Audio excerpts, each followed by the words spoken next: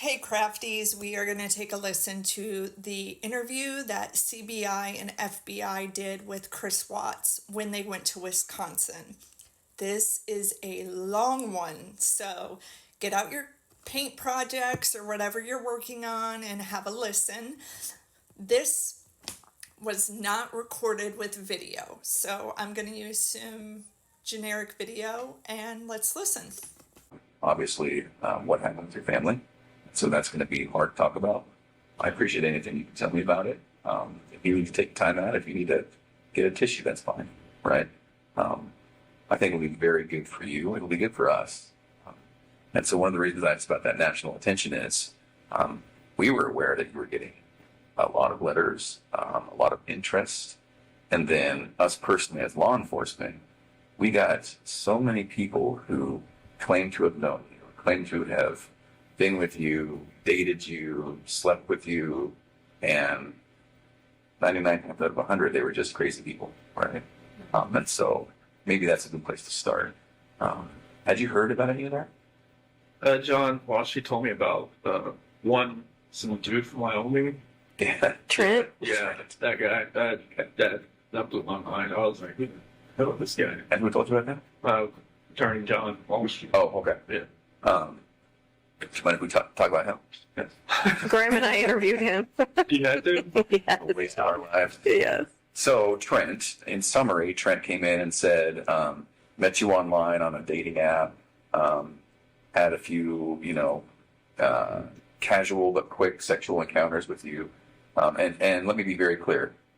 Not only are we not here to jam you up today, we're also not here to judge you.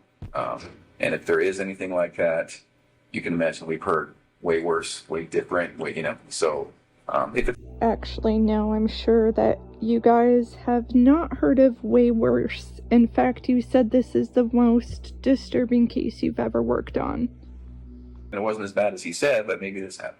So his story was met online, met you, and it was a time when you were experimenting with negative men.